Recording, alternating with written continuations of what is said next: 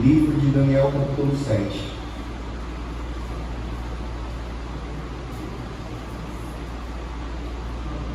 Todos encontraram? Vamos fazer uma oração nesse momento. Feche nossos olhos. Soberano Deus que está nos céus, nesse momento nós queremos suplicar que o poder do Teu Espírito Santo se faça presente e que venhamos, ó Deus, sermos convencidos pelo Teu poder, que nesse momento que não sejamos distraídos, mas que a nossa atenção se concentre unicamente na Tua palavra. Este capítulo que nós iremos estudar é a Tua vontade manifestada através da história. Nós queremos suplicar que esta palavra seja fixada em nossas mentes. Suplicamos o Teu poder e o Teu perdão. Em nome do Senhor Jesus Cristo. Amém. Todos encontraram? Daniel, capítulo 7. Querido, nós vimos que profecia é uma visão antecipada da história. E a história é o cumprimento da profecia.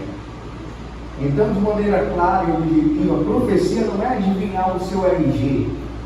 Profecia não é tentar adivinhar os números da Mega Sena. Profecia não tem nada a ver com o que acontece em muitas denominações e movimentos religiosos, onde a pessoa está assentada e de repente começa a pular como um canguru, girar como um peão e começa a, entre aspas, ter manifestações sobrenaturais que na maioria das vezes são tudo encenações. Isso não tem nada a ver com profecia. Eu repito, profecia é uma visão antecipada da história. É onde Deus ele vai revelar para o seu profeta os acontecimentos escatológicos, proféticos. E no livro de Daniel, capítulo 7, hoje nós iremos estudar sobre os 4 animais. É um tema bastante divulgado, porém pouco compreendido. E hoje nós iremos compreender de maneira clara. Amém? Daniel capítulo 7 vai falar sobre os 4 animais.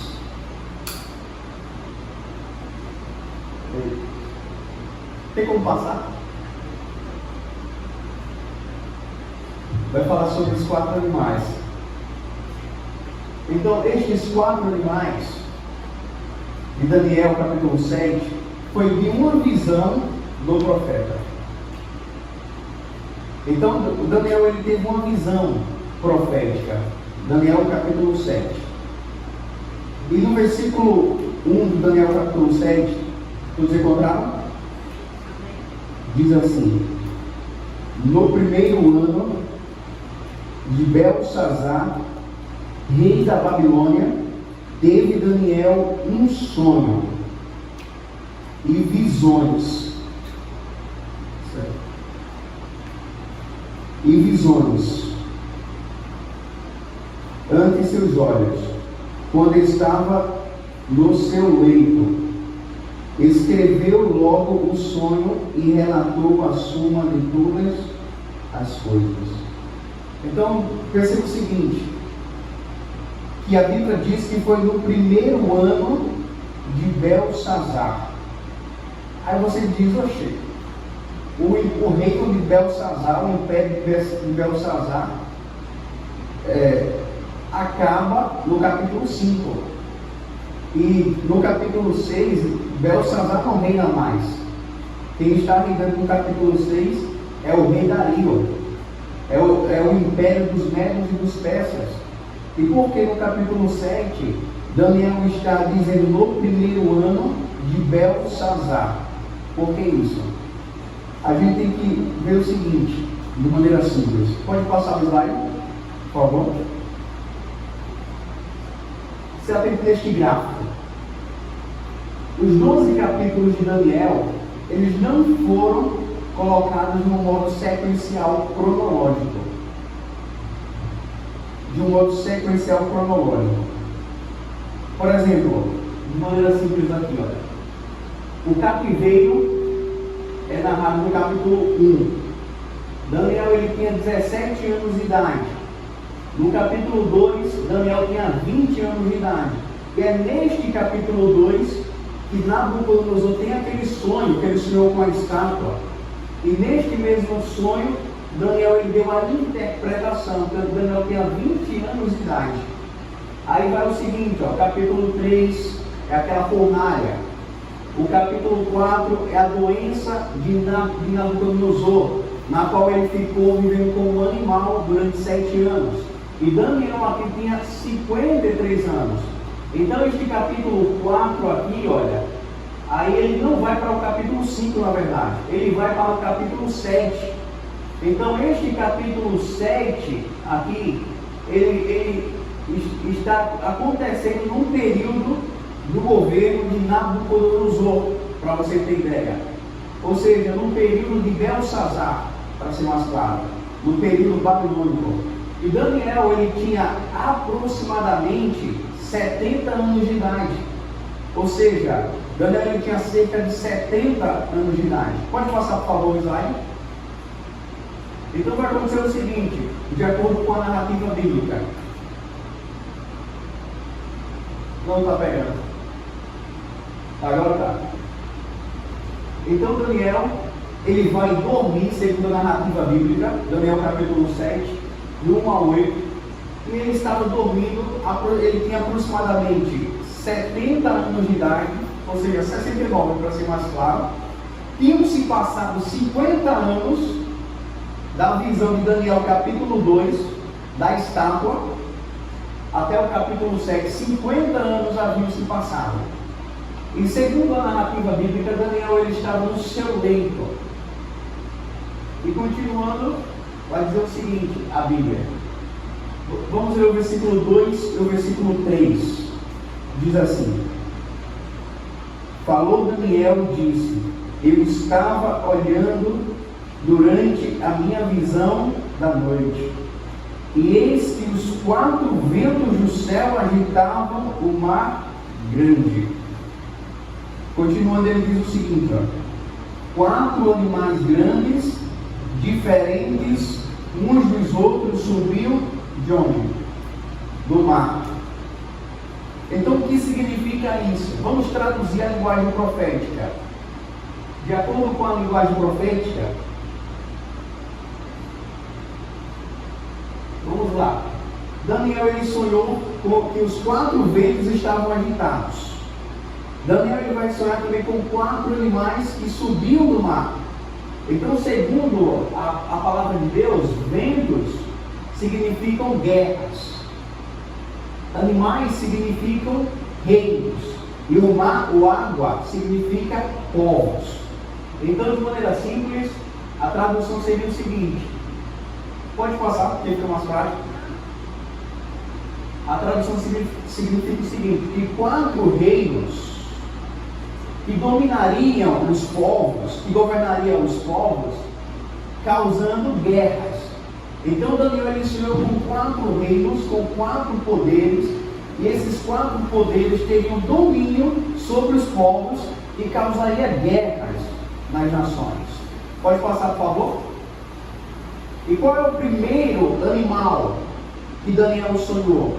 No versículo 4 ele diz que o primeiro animal era um leão alado. E o primeiro animal, ele era um leão, ele era semelhante ao leão, e ele tinha asas de águia. E o texto bíblico continua dizendo para mim e para você, que enquanto Daniel estava olhando a visão, aquele leão alado, ele teve as suas 2 asas arrancadas. Pode passar, por favor? E o segundo animal? O segundo animal, ele diz assim, no versículo 5, eis aqui o segundo animal, semelhante ao quê? A um urso, o qual se levantou de um lado, tendo na boca quantas costelas? 3 costelas, entre os seus dentes. Então o segundo animal era um urso, com 3 costelas. Este era o segundo animal. Pode passar, por favor? E o terceiro animal. Olha o terceiro animal. Eis aqui o outro, de maneira resumida no versículo 6, semelhante a um leopardo, que tinha 4 asas de ave nas suas costas. E tinha também este animal quantas cabeças? 4 cabeças. E foi-lhe dado domínio. Então, o terceiro animal era um leopardo, que possuía 4 cabeças e possuía também 4 asas. Era o terceiro animal. Pode passar. E o quarto animal, o quarto reino. Ele diz o seguinte no versículo 7: eis aqui o quarto animal, terrível e o que? Espantoso e muito forte, o qual tinha dentes grandes de quê? Ferro. E ele devorava e fazia em pedaços e pisava aos pés o que sobejava. Era diferente de todos os animais e apareceram antes dele, e tinha quantos chifres? 10 chifres. Então Daniel ele viu um animal terrível, espantoso, diferente de todos os animais. E este animal ele tinha dentes de ferro, esmagava todos. E este animal tinha 10 chifres. Porém no versículo posterior vai dizer detalhes ainda. Pode passar? Olha, estando eu a considerar os chifres, e eis que entre eles subiu outro chifre pequeno, diante do qual 3 dos primeiros chifres foram arrancados. E eis que neste chifre havia olhos como os de homem, e uma boca que falava grandes coisas, ou grandes blasfêmias, em algumas versões. Obrigado. Agora vai pegar, bem? Então vamos lá. Segundo a narrativa agora do quarto animal, ele era terrível, espantoso, dentes de ferro, e este animal devorava todos, e também tinha 10 chifres. Quantos chifres? 10. E no meio dos 10 chifres surgiu outro chifre.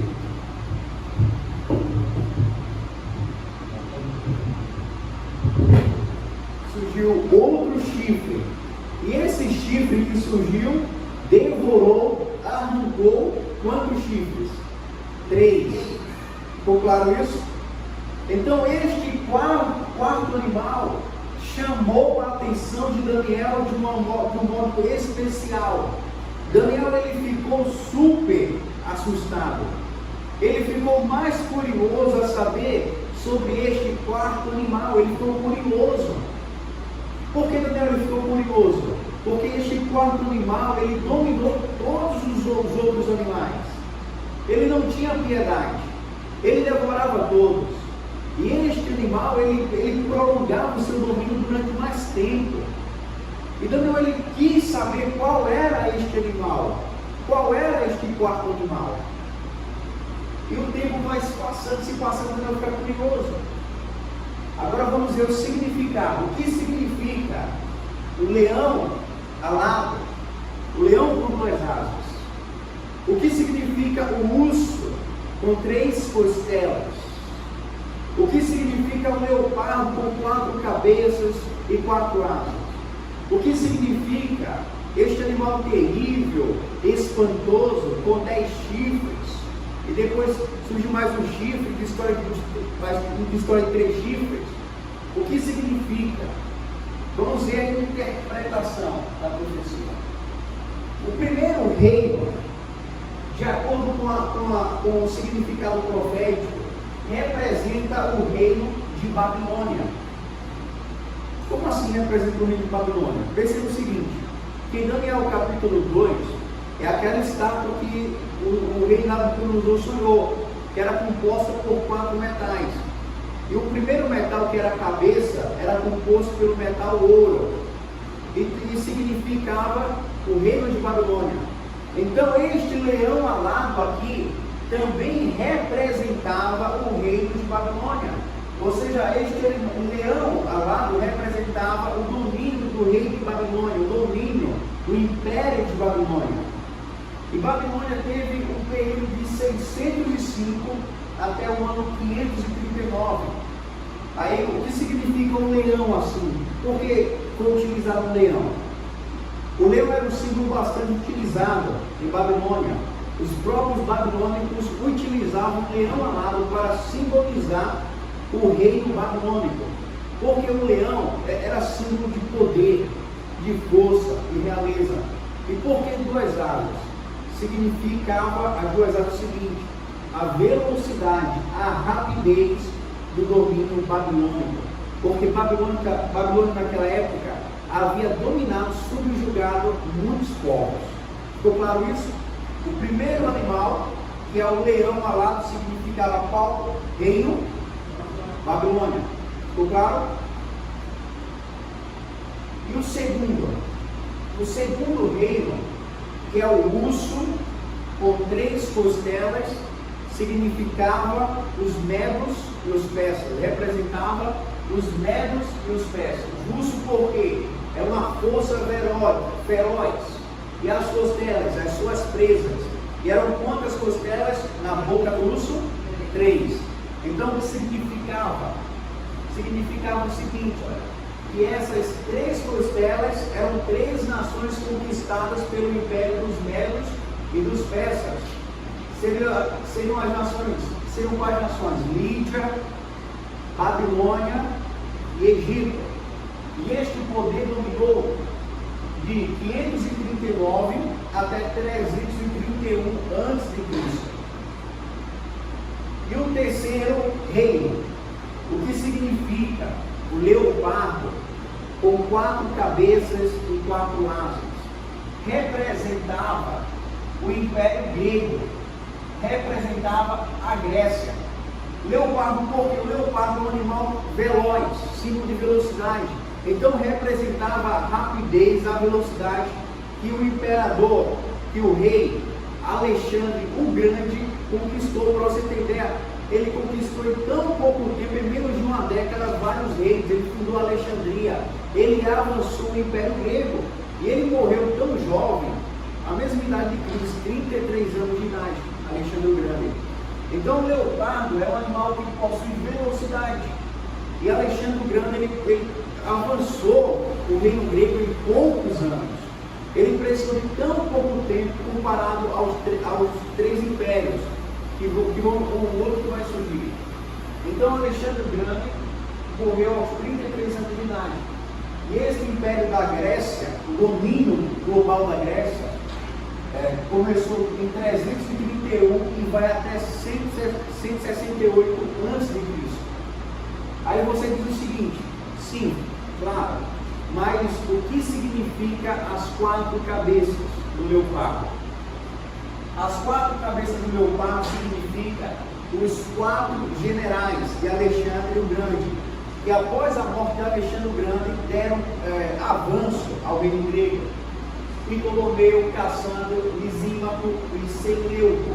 São esses 4 generais que representam as 4 cabeças. E as 4 asas? Também asa significa velocidade. Estes 4 generais, esses 4 comandantes, eles avançaram, eles deram continuidade ao Império Grego. Para você ter ideia, a língua oficial, quando Jesus veio a este mundo, na maioria das localidades geográficas, era a língua grega. Os gregos, através de sua filosofia, eles predominaram, eles dominaram. E era um exército diferenciado, porque não dominava apenas com a força física, mas também com a intelectualidade, através dos filósofos e assim por diante. Então, este terceiro animal, o leopardo, representava o Império Grego, a Grécia. Ficou claro isso? Então vamos dar continuidade. E o 4º reino, este 4º reino representava nada mais e nada menos que o Império Romano. E diz assim, ó, que o Império Romano, através de um animal terrível e espantoso, possuía dentes de ferro. Faz menção às mesmas partes da estátua. O ferro na estátua representava Roma. E o ferro é símbolo de dureza. Significava o seguinte, que o Império Romano, ele dominou o mundo através de dureza, tirania. E este império começou em 168 a.C. e ele vai até 476 depois de Cristo. Este império, ele era diferente de todos os outros. Ele era diferente de todos os três reinos anteriores. Ele pisava, ele subjugava, ele destruía, ele avançava. Era um poder tirano. E o próprio Senhor Jesus Cristo, quando ele veio a este mundo, ele foi crucificado durante o Império Romano. Este Império aqui romano, ele comandava o mundo outrora com o nome de ferro. Ele não tinha piedade. Para você ter ideia, as narrativas históricas dizem que os piores imperadores que já existiram na face da terra, eles não eram de Babilônia, eles não eram da Medopérsia, não eram da Grécia, eram romanos. Quem nunca ouviu falar aqui de Nero? Imagine a loucura que Nero fez. Nero, ele incendiava a cidade. Nero, ele era tão bárbaro, tão terrível, que ele pegava os cristãos, os judeus, os seus inimigos, e ele colocava os seus inimigos e atirava-lhe fogo no jardim, em seus jardins. Ou seja, ele atirava fogo nos inimigos em postes, pichados. Para quê? Para iluminar Roma. E este imperador Nero, para você ter ideia, a história registra, que ele atirou fogo na própria cidade de Roma. E este fogo durou dias e dias e dias. E depois ele colocou a culpa em seus inimigos, nos cristãos. Ou seja, a barbaridade dos imperadores romanos não tem palavra que consiga descrever a monstruosidade. Eram homens bárbaros, sem moral, sem índole. Eram terríveis. E este quarto império, ele dominou, ele avançou. Para você entender, o Império Romano, ele dominava a parte da Europa, ele dominava a parte da Ásia, também uma grande parte da Ásia. E ele tinha poder até sobre a parte do continente africano. Ou seja, era um poder gigantesco. Era o Império Romano que comandava o mundo, para você ter ideia. E o tempo vai se passando o seguinte: este quarto animal com dentes de ferro representava Roma e tinha 10 chifres. Por que 10 chifres? Vocês se lembram que os pés da estátua, quantos dedos tem os pés, os dois pés? 10. Então esses 10 chifres têm o mesmo significado, os 10 dedos da estátua. Nós iremos ver isso agora. Olha, o que são os 10 chifres? Daniel 7:24. A própria palavra responde. Os 10 chifres correspondem a 10 reis. Então nós já vimos, 10 chifres são 10 reis. E se atente para cá agora. Olha, como eu disse, os 10 chifres são 10 reis. Então, esses 10 reis são sinônimos dos 10 dedos. E a própria palavra diz que se levantarão após este reino, após um reino de ferro, se levantarão 10 reis, que são o quê? 10 nações que originaram a Europa. Então o Império Romano, ele dominou durante alguns séculos. Ele teve domínio mesmo. Porém, no ano 476, começaram as invasões bárbaras. O Império Romano começou a ser saqueado, começou a ser devastado. Então aquele império gigantesco começou a cair em declínio. Não era tão poderoso como antes. E a partir do ano 476, este Império Romano foi completamente devastado. E assim como a profecia de Daniel capítulo 2 diz que a estátua, os pés, era composto por dois elementos, o ferro e o barro não se misturam. Após a destruição do Império Romano, diz o seguinte, que ele não seria unificado, que o Império Romano, como era outrora, jamais seria unificado novamente. Então, de maneira resumida, esses 10 reinos, que são os 10 chifres, os 10 livros da estátua, seriam 10 nações que originaram a Europa. Quais são essas nações? Olha, nós temos aqui, por exemplo, os âmbios que deram origem ao povo inglês. Nós temos aqui os burgundos, a Suíça, os francos, a França, os germanos, a Alemanha, os érulos, o sul da Itália, os lombardos, o norte da Itália, os ostrogodos, a Áustria, os suevos, a Portugal, os vândalos, ao sul da Espanha, e os visigodos, ao norte da Espanha. Ou seja, foram 10 tribos bárbaras que deram origem à Europa. E o texto vai dizer o seguinte, olha, em Daniel capítulo 7, do 8 até o 11. Vamos ler? Daniel 7, do 8 ao 11. Sobre o chifre pequeno agora. Diz assim: estando eu a observar os chifres, eis que entre eles subiu o outro pequeno, diante do qual 3 dos primeiros chifres foram o quê? Arrancados. E eis que neste chifre havia olhos, como de homem, e uma boca que falava com insolência. Então agora, Daniel capítulo 7, do 8 ao 11, agora surge um chifre pequeno. Vocês se lembram que este quarto animal ele tem 10 chifres? No meio desses 10 chifres surgiu um pequeno. E este chifre pequeno arrancou 3 dos 10. A pergunta é: quem é este chifre pequeno? O que representa este chifre pequeno? De acordo com a palavra de Deus. Roma papal. Como assim Roma papal? Querido, Roma possui 2 períodos. O primeiro período é Roma pagã, que era Roma que não tinha vínculo com o cristianismo. O segundo período é a Roma papal, que é Roma com vínculo religioso. É quando agora este chifre pequeno surge. Então este chifre pequeno não é Roma pagã, mas é Roma papal. É um poder que surgiu no meio dos 10. E este poder, que é um chifre pequeno, é Roma porque falava contra o Altíssimo. É um movimento religioso. É um movimento que blasfema contra Deus. Então Roma papal é um chifre pequeno. Em Daniel capítulo 7, versículo 8 ao 11. E olha o que este chifre pequeno, que é Roma papal, fez.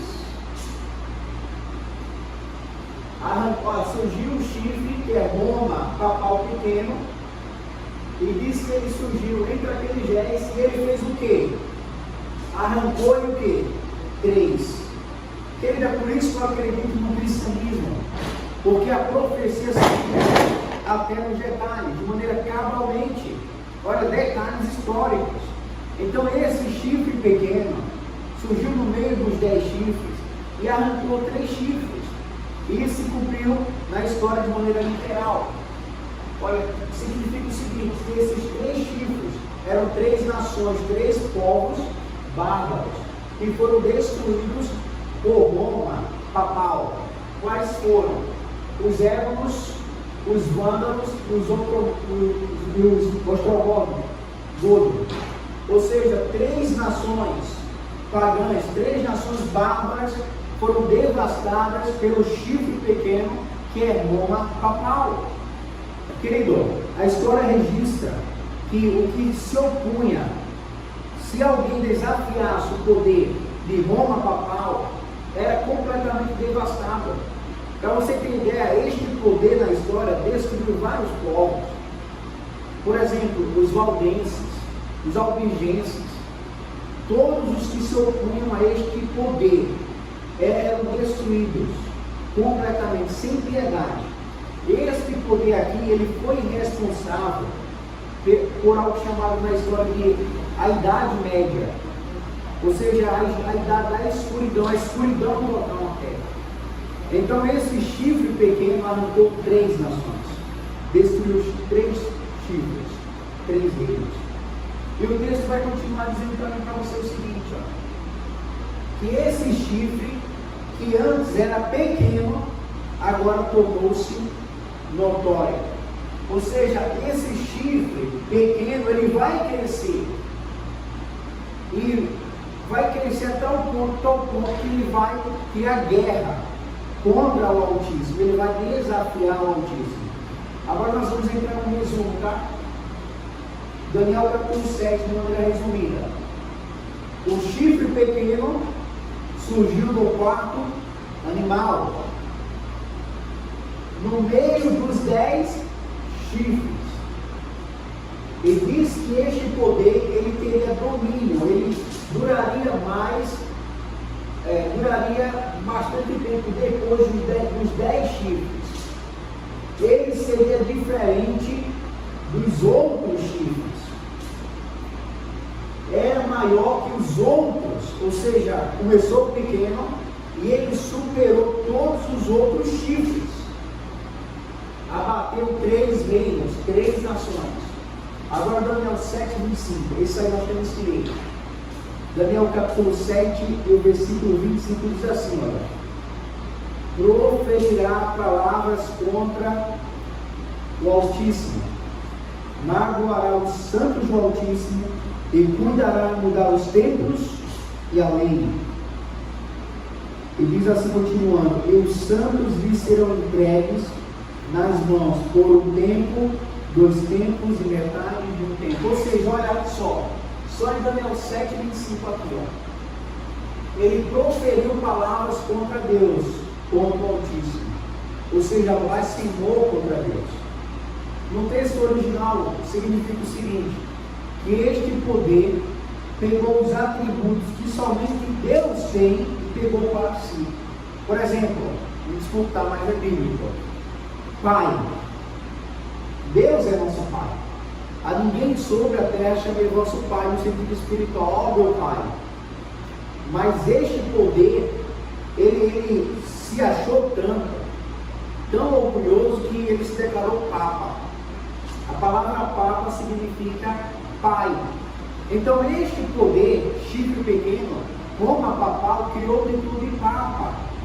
Ou seja, uma grande blasfêmia dizendo que é Pai de todos os homens, que é Pai de tudo. Sem falar aqui os títulos absurdos: o substituto Filho de Deus, Vicarius Filii Dei, o substituto do Filho de Deus, outros títulos, Papa, o Poderoso. Se você pesquisar, por exemplo, este poder aqui, ele vai dizer que tem poder de perdoar pecados. Em Tessalonicenses tem um texto interessante, que este poder, ele se assenta no trono de Deus como se fosse Deus. Ou seja, é um poder que se assenta em trono, reina, e ele age como se ele fosse Deus. E assim ele quis ser este poder. E diz que este poder proferiu palavras contra o Altíssimo, ele blasfemou contra Deus, ele pegou tudo aquilo que é de Deus e deturpou. Se a palavra de Deus ensina que os mortos não sabem de coisa alguma, se a palavra de Deus ensina que quando o homem morre, ele deixa de existir por um pouco de tempo, não adianta orar mais, porque essa pessoa está dormindo. Quando Cristo voltar, e sim, é que haverá a ressurreição da vida. Quem morreu em Cristo ressuscita. Então, se eu morrer sem Cristo, eu não ressuscito na primeira vinda de Cristo. Eu ressuscito depois de 1000 anos para ser destruído. Mas esse poder diz: morreu, tem uma alma, faça a missa, faça isso, missa do 7º dia, e assim por diante. É um poder que blasfemou contra Deus, proferiu palavras contra o Altíssimo. E não apenas isso, magoou os santos do Altíssimo. Ei, a Segunda Guerra Mundial, nós tivemos aproximadamente 50 milhões de vidas ceifadas. Durante o período que este chifre pequeno governou, 50 milhões é fichinha. É incalculável o número de vítimas que este poder, Roma, papal, destruiu incalculável. Olha só as atrocidades, olha. A dama de ferro. A dama de ferro era mais ou menos um caixão cheio de ferro, pegava a vítima viva, a pessoa viva, e jogava e fechava o caixão, e os ferros perfuravam, e a vítima morria aos poucos. Querido, este poder era tão terrível que pegava chumbo quente e colocava, e era especialista em torturar o povo do Altíssimo, os santos do Altíssimo. Criança, não tinha pena, eram jogadas em fogueira. Por exemplo, a história registra uma mulher chamada Joana d'Arc. Hoje ela é santa. Querido, por que essa mulher se tornou santa? E foi este mesmo poder que atirou fogo em Joana d'Arc, que queimou Joana d'Arc. Vocês se lembram desses santos que as pessoas possuem? A maioria, ou boa parte desses santos, eram mártires. Que este mesmo poder, Roma, papal, tirou vida, acabou com vida. João Rus queimado em fogueira. Nós tivemos vários e vários reformadores, várias pessoas inocentes. Meu querido, durante mais de 12 séculos, este poder destruiu os santos do Altíssimo, destruiu os povos. Tem uma frase que diz assim, que o meio-dia do papado foi a meia-noite do mundo. O que significa? Que não havia luz no papado. A ciência não avançava. Ai de quem falasse que a Terra gira em torno do Sol. Ai de quem falasse isso. Era jogado na fogueira.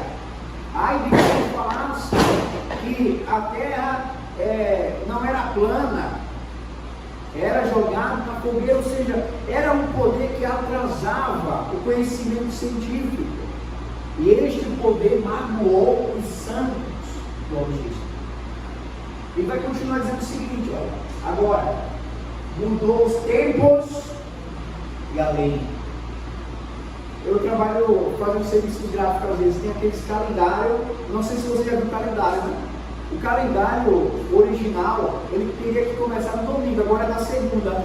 Aí eu fico louco, olha assim, como assim? Segunda é o primeiro dia, aí terça é o segundo dia, olha, quarta é o terceiro dia, quinta é o quarto, olha que loucura. Sexta agora é o quinto dia, e o sábado é o sexto, o domingo é o sétimo, ou seja, mudou os tempos. Estou falando semanalmente. A maioria dos calendários são assim, primeiro dia não é domingo, é segunda. E a segunda é de segunda a domingo agora. Mudou os tempos. Calendário semanal. E também alterou também até a contagem dos meses. Eu sempre digo isso. Setembro, lembra qual número? Outubro 8, né? Novembro 9, dezembro 10. Mas a gente escreve setembro com 9, outubro com 10, novembro com 11 e dezembro com 12. Este poder que mudou os tempos, a contagem do dia também. Levítico 23, 32. O dia para Deus é de um pôr do sol ao outro pôr do sol. Mas esse poder colocou de meia-noite a meia-noite. Ou seja, alterou completamente tudo, o calendário gregoriano. E foi além. Mudou, além de mudar os tempos, mudou o quê? A lei de Deus. Alterou completamente a lei de Deus. Como assim? Ei, você é sincero? Será que você realmente é sincero? Se você é sincero, pegue a sua Bíblia em Êxodo capítulo 20. Pegue uma Bíblia protestante, uma Bíblia católica e compare. São absolutamente os mesmos mandamentos. Os mesmos. Mas este poder aqui, Roma, papal, alterou os 10 mandamentos. Pegou o segundo mandamento e destruiu. O segundo mandamento que proíbe adorar imagens. E agora ele coloca imagens para os cristãos adorarem. E os cristãos, em suas sinceridades, que não conhecem a verdade de maneira profunda, adoram. Este poder também pegou o quarto mandamento da lei de Deus que diz para santificar qual dia? O sábado, o sétimo dia. E ele trocou para o domingo, Sunday, o dia do sol. Ou seja, este poder aqui, ele mudou, ele alterou a lei de Deus sem permissão de Deus, sem ser vontade de Deus. E hoje a maioria dos cristãos não seguem a lei do decálogo de Êxodo 20. A maioria dos cristãos seguem os mandamentos do catecismo, da catequese. Deixa eu dizer para você, meu amigo protestante, com todo respeito. Se você critica um irmão católico nosso, que nós respeitamos porque ele adora imagem, o mesmo mandamento que proíbe adorar a imagem é o mesmo mandamento que ordena a guarda do sábado. Então não adianta ficar criticando o irmão católico porque adora imagem. Porque se você não adora imagem, mas você não santifica o dia de sábado, ao contrário, guarda o domingo, escola dominical, você é um violador da lei do Senhor do mesmo jeito. Então, de acordo com a palavra de Deus, este poder mudou os tempos e a lei de Deus. Eu e você temos que tomar uma decisão. Ou eu e você nos posicionamos em prol da lei de Deus, do decálogo, ou contra a lei de Deus. E o último, este poder, ele reinou por um tempo, 2 tempos e metade de um tempo. O que significa isso? 3 anos e meio. É o mesmo período de Cristo que ficou aqui nessa terra, 3 anos e meio. Porém, aquela linguagem profética. Por exemplo, um ano tem 12 meses, não é verdade? Então, 3 vezes 12 dá 36. E com mais metade, 12 é 6. Então, vai dar 42 meses. Então, esses 3 anos e meio são 42 meses proféticos. Então, um mês tem 30 dias. 30 dias que tem um mês, vezes 12, dá 1.260 dias. Ou seja, este poder, ele teria uma supremacia durante 1.260 anos. Apocalipse 12, 6 diz isso. Querido, este poder, como o chifre pequeno, que cresceu se tornou notório, teve uma supremacia do ano 538 até o ano de 1798. Ele dominou o mundo de uma maneira suprema, mas o seu poder caiu por terra. E este poder está tentando recuperar a força que ele tinha antes. Eu e você temos que tomar uma decisão ao lado de Cristo. Eu irei terminar com o último texto nesse momento. Em Daniel 7:22 diz assim, olha: até que veio o ancião de dias e fez justiça aos santos do Altíssimo, e chegou o tempo em que os santos possuíram o reino. Daniel 7:22. Daniel diz que depois do domínio desse chifre pequeno, chegaria um momento que o ancião de dias, nosso Senhor Jesus Cristo, ele voltaria. Ele faria cessar o domínio opressor deste poder. E ele entregaria o reino aos seus santos, aos seus escolhidos. Nós iremos ter um louvor especial neste momento. Se você gostaria de entregar a sua vida ao Senhor Jesus Cristo, se você gostaria de não adorar o chifre pequeno, de não seguir os mandamentos de Roma papal, mas de seguir os mandamentos do Santo do Altíssimo, fique de pé e tome uma decisão ao lado de Cristo.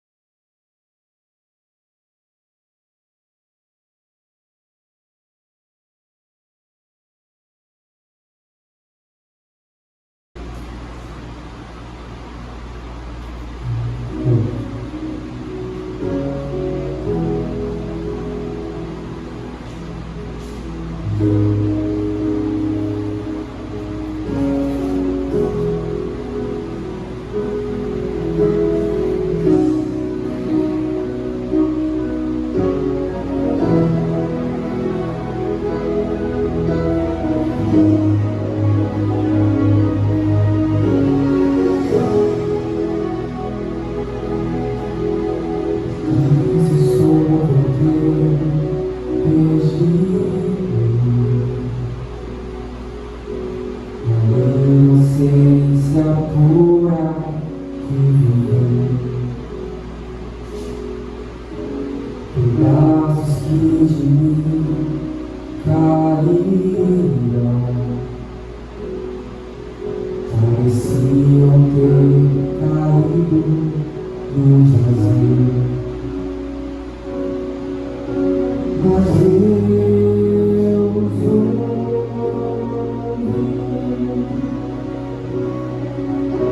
quando eu clamei,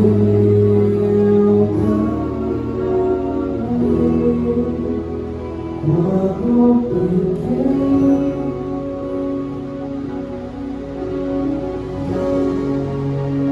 é feliz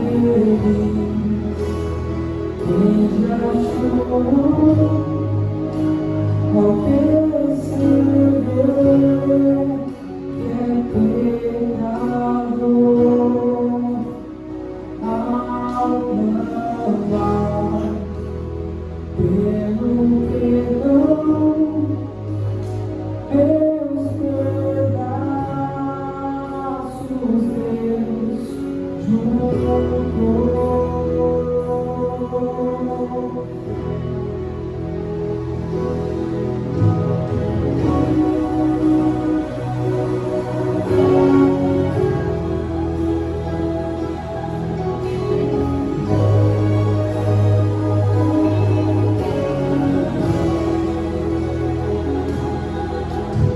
Por onde caminhei sem ver Deus, até o respeito próprio eu deixei, tentando procurar saída na mesma armadilha eu caí. Mas Deus ouve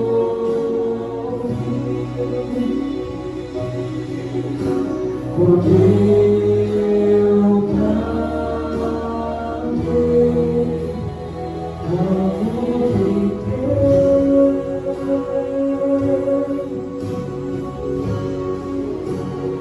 é feliz quem já chorou ao perceber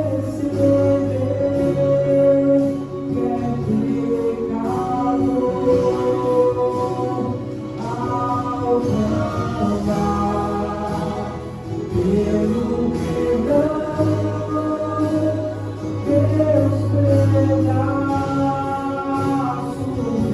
Deus juntou.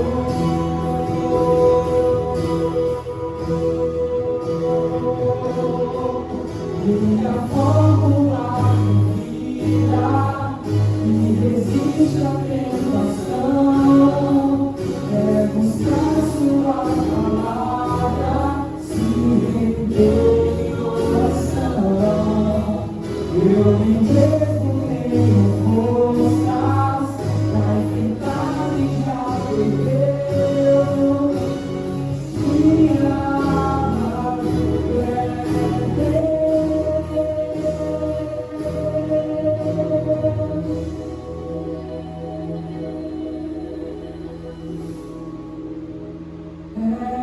feliz quem já chorou ao perceber que é pecador, ao clamar pelo perdão, meus pedaços Deus juntou.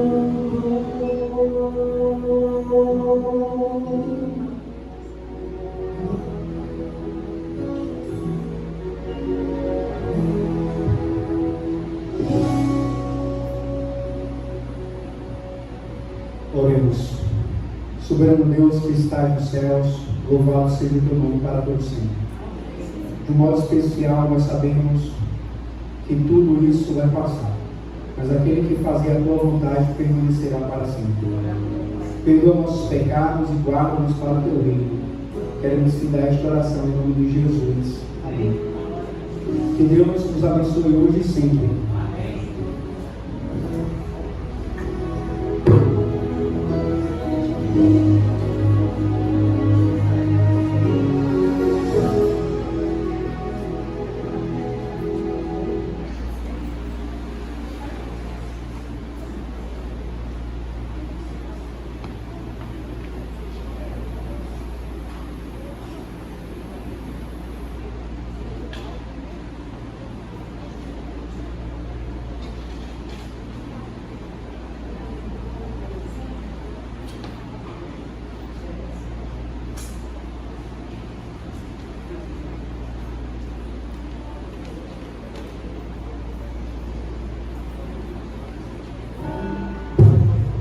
Queremos agradecer, né, mais um domingo, né, nosso irmão Edson aqui, partilhando a palavra, né, e se Deus quiser, no próximo domingo teremos mais, né, vai ser estendido o mês de julho também, e Deus nos abençoe, nos guarde, que o Senhor leve-nos em paz, uma feliz semana para todos nós, né, uma semana abençoada, uma